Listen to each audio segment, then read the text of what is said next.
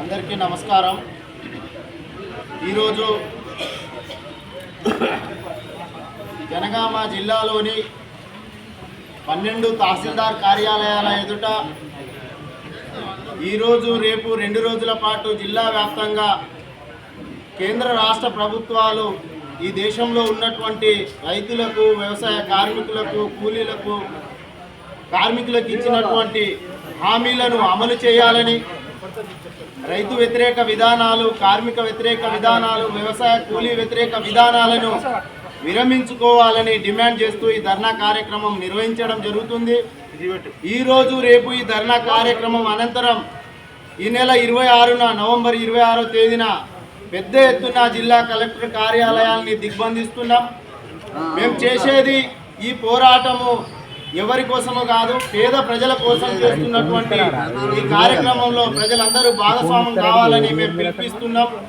ముఖ్యంగా 2014లో దేశంలో మోడీ అధికారంలో వచ్చే నాడు రైతుల ఆదాయాన్ని రెట్టింపు చేస్తానని, కార్మికులకు కనీస వేతనం 26,000 రూపాయలు ఇస్తామని, ఉపాధి హామీ చట్టానికి అత్యధికంగా నిధులు కేటాయించి పట్టణ ప్రాంతాల్లో విస్తరించి పట్టణంలో ఉన్న పేదలకందరికీ పని కల్పిస్తామని, 2 కోట్ల ఉద్యోగాలు దేశంలో ప్రతి ఏటా అమలు చేస్తామని చెప్పేసి కల్లిబొల్లి మాటలు చెప్పి అబద్ధాలతోని ఈరోజు అధికారంలో వచ్చినటువంటి పరిస్థితి ఉన్నది।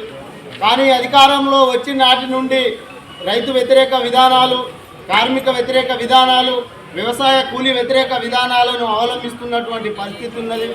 అందులో భాగంగా గిట్టుబాటు ధరల చట్టాన్ని లేకుండా, అదేవిధంగా రైతులకు వ్యతిరేకంగా 3 నల్ల చట్టాలను తీసుకొచ్చి, దాంతోపాటుగా రైతుల చేతుల్లో రైతులు పండించే పంటలో రైతుల బోరు మోటార్లకు మీటర్ ఫీట్ చేయడానికి విద్యుత్ సవరణ చట్టాన్ని తీసుకొచ్చినటువంటి పరిస్థితి ఉన్నది।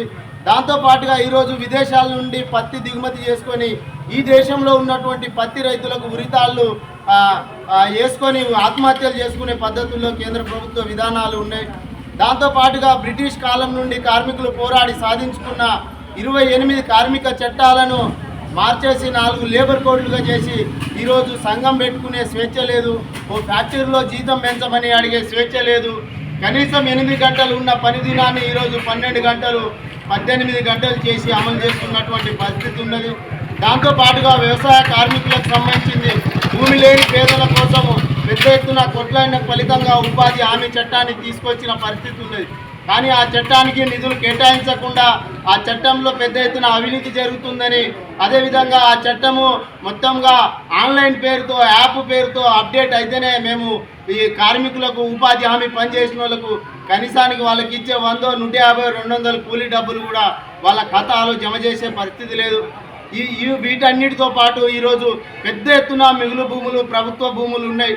ఈ భూములన్నింటినీ పెద్ద ఎత్తున రియల్ ఎస్టేట్ వ్యాపారస్తులు, కబ్జాకోరులు కబ్జా పెట్టి భూమికి నెంబర్ లేకున్నా, బిలా భూమి ఉన్నా, లేదంటే మిగులు భూములు ఉన్న వాటిని ప్రైవేటు నెంబర్లతోని పట్టా చేసుకుంటూ ఈరోజు పెద్ద ఎత్తున అమ్మి సొమ్ము చేసుకున్నటువంటి పరిస్థితి ఉన్నది। కానీ రెవెన్యూ యంత్రాంగం మాత్రం చేతివాటంగా ప్రదర్శించి ఈరోజు మొత్తం మిగులు భూములను రియల్ ఎస్టేట్ కబ్జాకోరులకు అప్పజేస్తున్నటువంటి పరిస్థితి ఉన్నది। అందుకనే జనగామ జిల్లాలో ఉన్నటువంటి మిగులు భూములను, బిల్లా భూములను, నెంబర్ లేని భూములను గుర్తించాలి, భూమి లేని పేదలకు పంచాలని మేము ఈరోజు డిమాండ్ చేస్తూ ఈ కార్యక్రమం నిర్వహించడం జరుగుతుంది। ఇప్పటికే పెద్ద ఎత్తున పోరాటం నడుస్తున్నటువంటి పరిస్థితి ఉన్నది।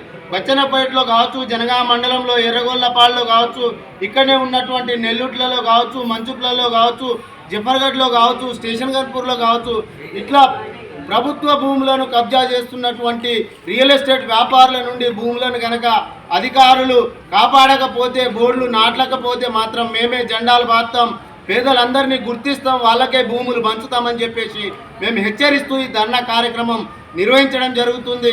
కాబట్టి ప్రజలందరూ, పేదలు, వ్యవసాయ కార్మికులు, కూలీలు, ఈ అందరి కోసం జరిగే ఈ కార్యక్రమాన్ని జయప్రదం చేయాలని మేము కోరుతూ ఈ ధర్నా కార్యక్రమం నిర్వహించడం జరుగుతుంది।